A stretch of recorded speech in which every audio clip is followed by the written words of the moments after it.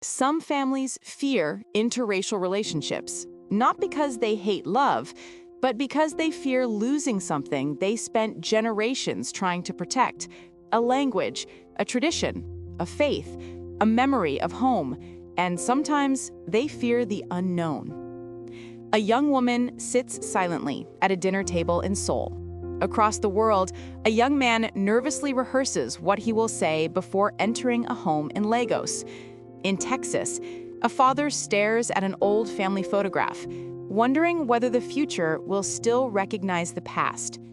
Different countries, different cultures, same human fear. What happens when love crosses the invisible borders people were taught never to cross?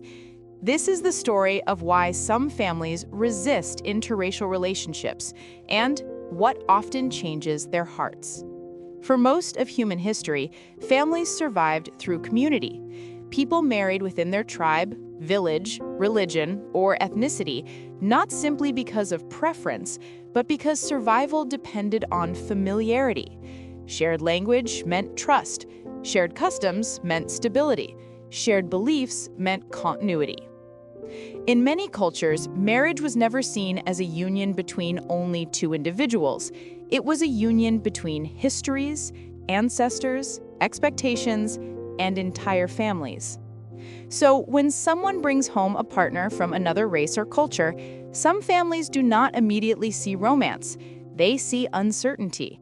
Will our traditions disappear? Will future children understand who they are? Will this person respect our customs? Will society treat them unfairly? And beneath all those questions often lies a quieter one: will we lose each other? For David, growing up in a conservative rural community in America meant hearing the same message repeatedly: people should stay with their own kind. Not always said with anger. Sometimes it was spoken softly, casually, as though it were simple common sense passed down through generations.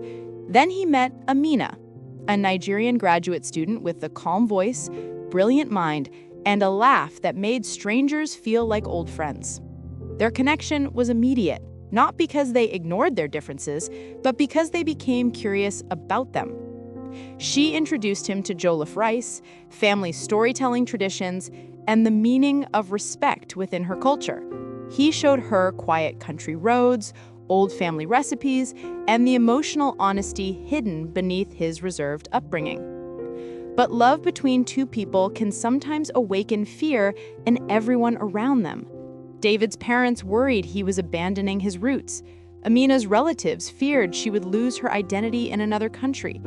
At family gatherings, silence became louder than words. Some relatives smiled politely while asking painful questions disguised as concern. Will the children know where they belong? Can people from such different backgrounds truly understand each other? What happens when cultures clash? And sometimes, the pressure becomes unbearable. Because interracial couples are often asked to carry more than love. They carry history, social expectations, cultural anxieties, even unresolved wounds passed quietly through generations. But here is what many people eventually discover. Most resistance is not born from evil. It is born from fear. Fear of losing culture, fear of judgment from society, fear of rejection from their own community, fear that differences will eventually become division. And yet something remarkable often happens when families spend real time together. Not online, not through stereotypes, not through assumptions, but around shared meals, shared laughter, shared grief, shared humanity. Amina's mother once worried David would never understand their family values, until she saw him helping prepare food during a family celebration without being asked. David's father struggled to accept the relationship until one evening when Amina sat beside him for hours, listening to stories about his late mother. No debates, no politics, no grand speeches, just human connection. Because prejudice often survives at a distance, but weakens in proximity. Around the world, resistance to interracial relationships can also come from cultural preservation. In some Asian, African, Middle Eastern, and European communities, elders fear younger generations may lose language, religion, or ancestral identity through assimilation.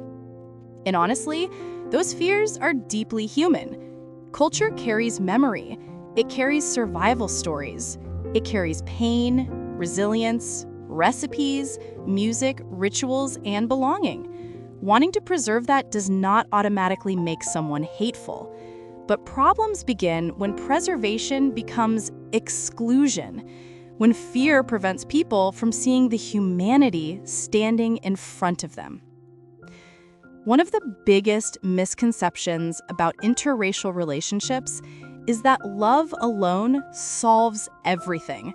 It doesn't. Cultural differences are real. Communication styles differ, family expectations differ, ideas about parenting, respect, faith, and tradition can differ profoundly. Successful interracial couples are not people who ignore differences. They are people willing to learn, to ask questions, to apologize, to adapt, to listen without defensiveness, and perhaps most importantly, to honor each other's history without treating one culture as superior to another. Then came the turning point. At David and Amina's wedding, two families who once struggled to sit in the same room began dancing together.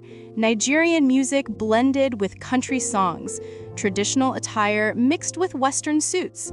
Grandparents exchanged hesitant smiles that slowly became genuine laughter. And for a moment, nobody was defending borders anymore. They were simply witnessing love.